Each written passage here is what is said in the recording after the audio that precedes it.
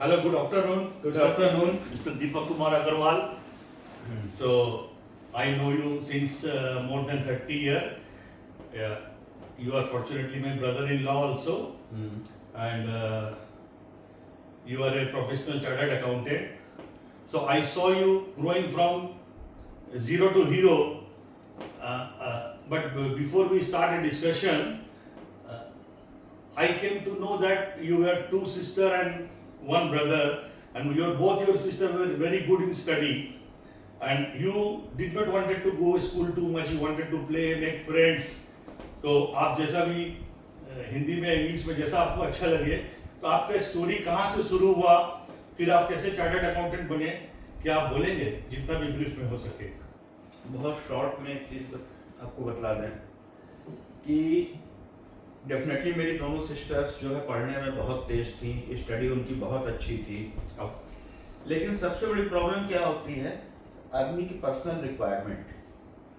वो पढ़ने में बहुत स्ट्रांग थी, लेकिन मुझे कुछ समय बाद ये समझ में आया कि मेरे फादर BHU लॉ कॉलेज में हैं और उनके पास तो इतना भी पैसा नहीं है कि मुझे कोई कैपिटल इन्वेस्टमेंट करा करके कोई बिजनेस करा दें।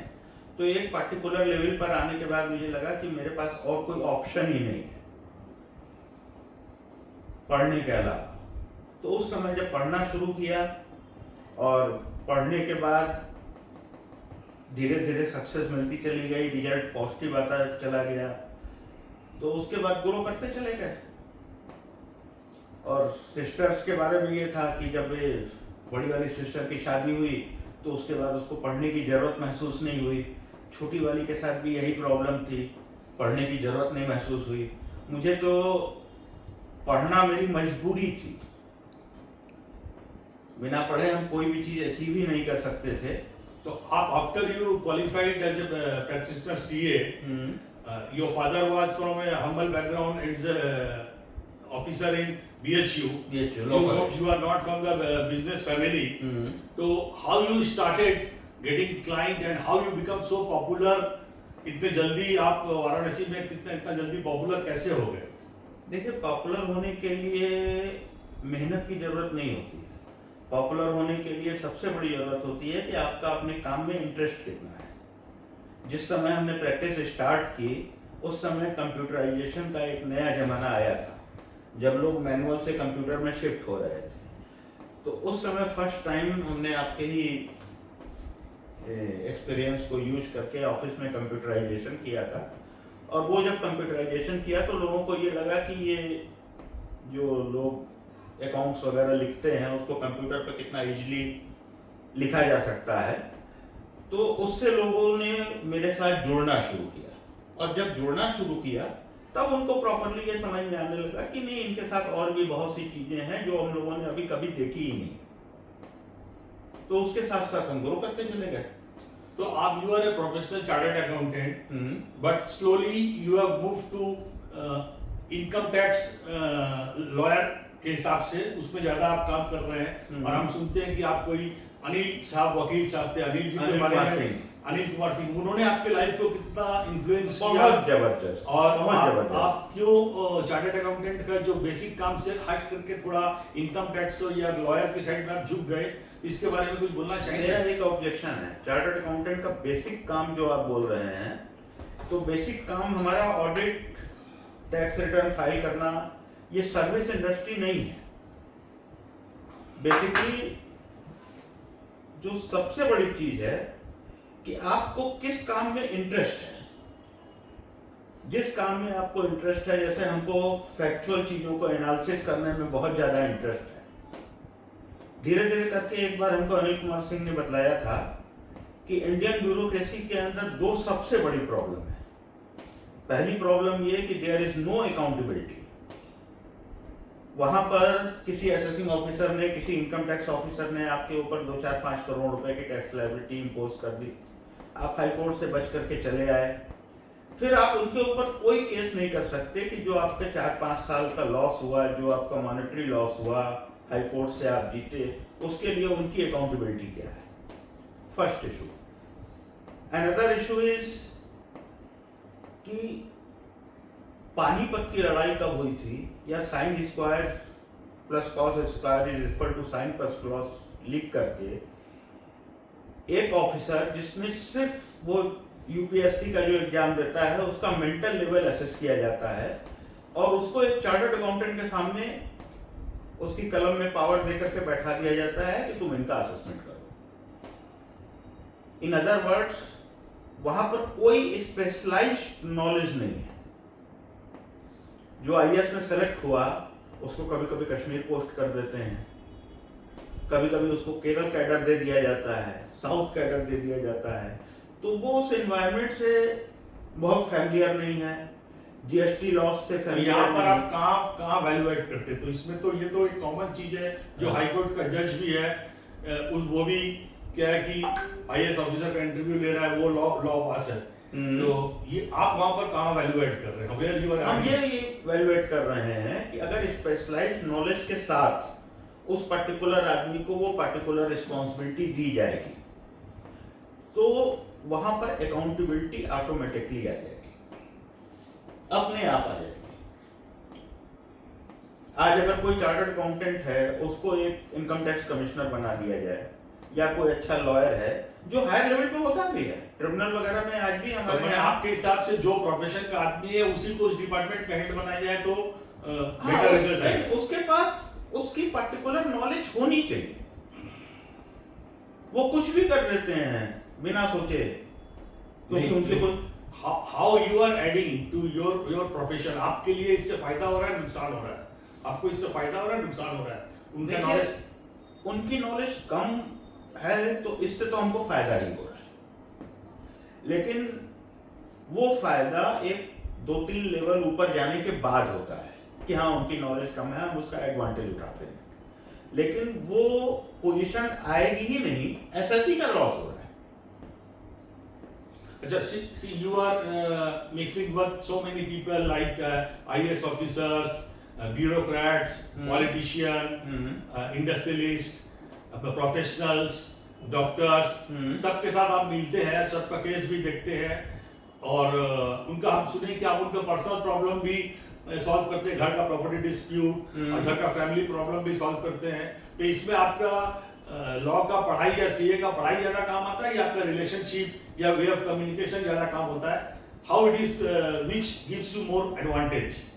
देखिए, सबसे इम्पोर्टेंट बात यह है कि कोई हमसे ही डिस्कस क्यों करता है, तो उसके पीछे सबसे पहली कंडीशन ये होती है कि उसको ये समझ में आता है कि मेरा मेंटल लेवल एक इस टाइप का मेंटल लेवल है कि जो स्ट्रांग है और हम उसको एक अच्छी एडवाइस दे सकते हैं। सबसे पहले तो एसेस वो करता है, उसके बाद वो हमसे मिलने के लिए आता है कि प्रॉपर्टी डिस्प्यूट के अंदर क्या है, पर्सनल प्रॉब्लम्स में क्या है। और आपने शुरुआत की कि आप एक सक्सेस आपने अचीव की, तो सक्सेस की बेसिकली डेफिनेशन क्या है? सक्सेस तो अडानी भी है, सक्सेस तो अंबानी भी है, बहुत लोग सक्सेस हैं। सक्सेस की डेफिनेशन हर एज में और हर एनवायरनमेंट के साथ साथ चेंज होती है। अगर हम किसी अच्छे लोगों के साथ बैठते हैं, उनसे बात करते हैं, तब वो एसेस करता है कि मेरा मेंटल लेवल क्या है, तब वो हमसे इंटरेक्ट करता है, तब वो हमसे उनके बेडरूम तक आप कैसे जाते हैं? You are reaching their bedroom to solve your family problem, so how they believe you to reach their bedroom also? वो अलाउ करता है, वो अलाउ करता है। मेरा कोई इंटरेस्ट नहीं है उसके बेडरूम तक जाने का। Means I bedroom means I means the privacy of the whole family. ना ना ना ना, वो अलाउ करता है। सबसे पहली कंडीशन ये है कि आपके दिमाग में कोई कन्वीनियंस नहीं होनी चाहिए, आपके दिमाग में कोई चीटिंग का एटीट्यूड नहीं होना चाहिए। तो लॉ का नॉलेज आपको ज्यादा हेल्प करता है या making relationship and confidence and communication ये आपको ज्यादा? लॉ की नॉलेज और फैक्ट की नॉलेज, ये नॉलेज अगर आपके पास है तो आपकी रिलेशनशिप ऑटोमेटिकली बढ़ जाएगी अपने आप। जैसे बहुत से लोग आज की तारीख में इनकम टैक्स की प्रैक्टिस करते हैं, बहुत से जूनियर्स हमारे पास आते हैं बोलते हैं सर मेरा ये केस फला ऑफिसर के पास है, तो उनका कहने का सेंस ये होता है कि आपके उस ऑफिसर से रिलेशन अच्छे हैं, आप मेरा ये काम करवा दीजिए। ऐसा कहीं नहीं होता। आपके रिलेशन अपने आप अच्छे हो जाएंगे अगर आप अपनी बातों को बहुत मजबूती से रखने की पोजीशन में हैं। तो आपके हिसाब से नॉलेज एंड सब्जेक्ट के बारे में डेप्थ इज मोर नॉलेज और इम्पोर्टेंट। सब्जेक्ट के बारे में डेप्थ। आपके बारे में हमने सुना है कि you are very much friendly with the children, मोहल्ला हो चाहे रिलेटिव हो चाहे व्हाट्सएप ग्रुप हो, सबके साथ आप ग्रुप बनाते हैं और उन लोग के साथ में आप मतलब उन लोग को इन्फ्लुएंस करते हैं उनको लेकर वो के। तो हम अपना बुढ़ापा सुधार रहे हैं। नहीं तो आपको what is encouraging you to play with the children and how it is going to add value in their life, उनको आप क्या क्या सिखाते हैं? उनको हम कुछ नहीं सिखाते, हम उनसे सीखते हैं। क्या सीखते हैं आप? हम उनसे ये सीखते हैं कि किस तरीके से बिल्कुल pure heart, pure mind, without any cunningness हम लाइफ को कैसे एंजॉय कर सकते हैं। Any example? बहुत से एग्जाम्पल हैं। कोई एक बताइए। बहुत से एग्जाम्पल हैं, जैसे बच्चे आते हैं हमारे कॉलोनी के अंदर, बहुत सी हमने सुना बच्चे अपने मामा बाड़ी भी जाते हैं तो जाने के पहले आपसे परमिशन लेके जाते हैं समर वेकेशन में। एंजॉय करते हैं हम उनको। How you take them into confidence? Confidence में हम उनको लेना नहीं चाहते। मेरे हिसाब से मेरे लिए ये बेस्ट एंटरटेनमेंट है,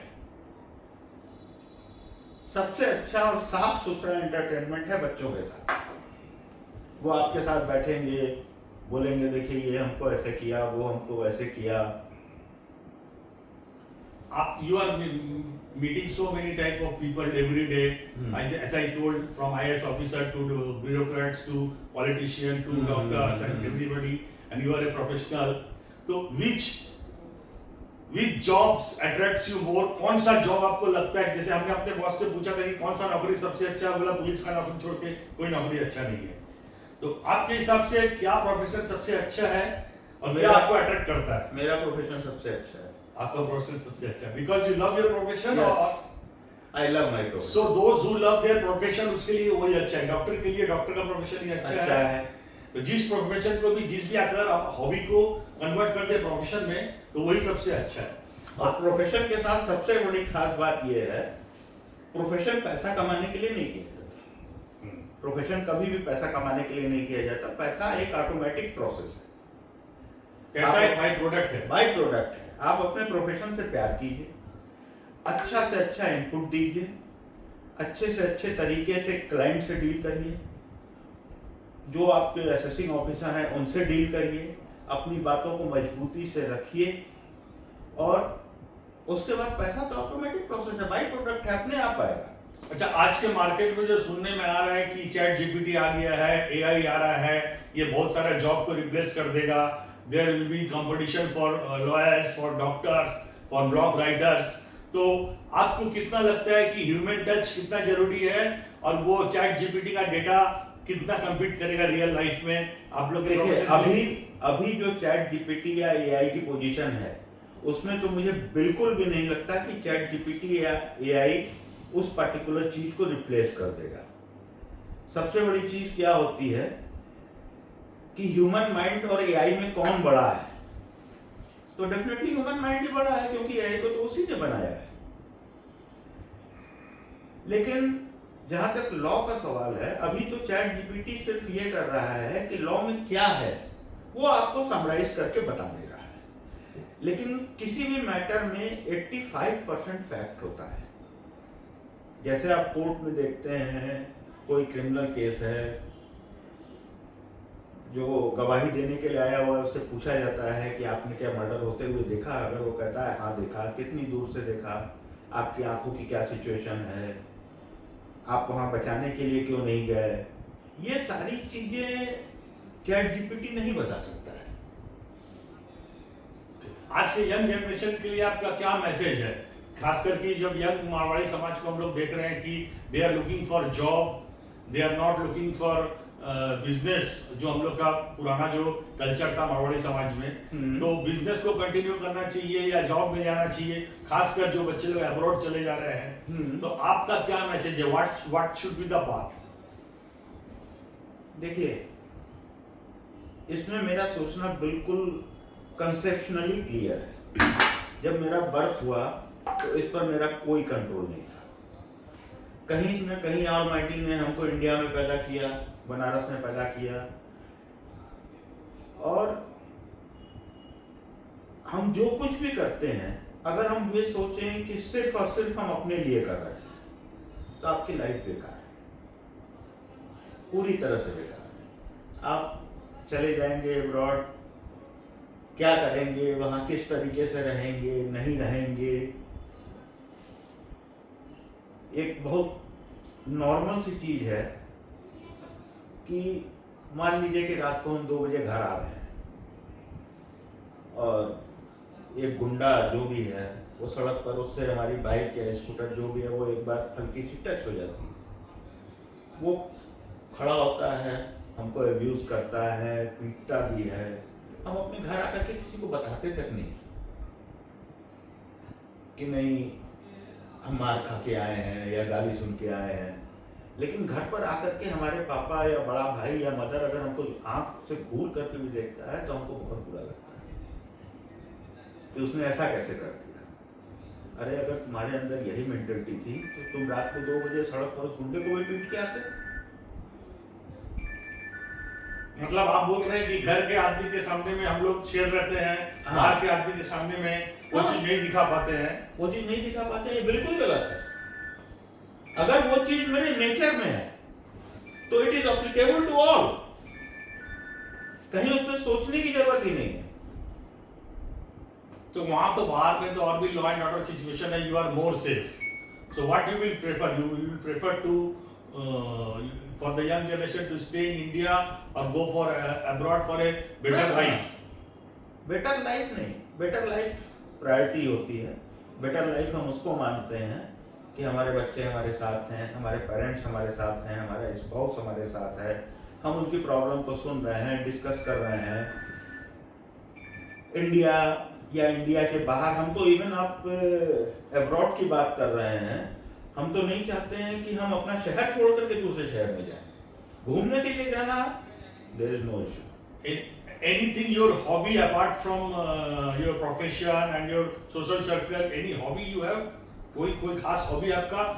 बच्चों के साथ घुलना मिलना, म्यूजिक। कोई लाइफ का कोई एक ऐसा इंसिडेंट आप बता सकते हैं जिसने आपके लाइफ को चेंज कर दिया या मेमोरेबल बनाया? This is the last question. Memorable नहीं, अगर ये लास्ट क्वेश्चन है तो ऐसी तो कई चीजें हैं, लेकिन एक बहुत छोटी सी चीज हम आपको बता रहे हैं। 1999 में मैंने अपनी फर्स्ट 4 व्हीलर खरीदी, मारुति वैन। तो उस समय मुझे गाड़ी चलाना नहीं आता था, तो ये बिल्कुल अनएजुकेटेड अंगूठा छाप मेरा ड्राइवर था। तो एक बार हमने उससे कहा कि यार हमको भी गाड़ी चलाना सिखा दो, जिससे कि बाद में हमको कोई प्रॉब्लम ना हो।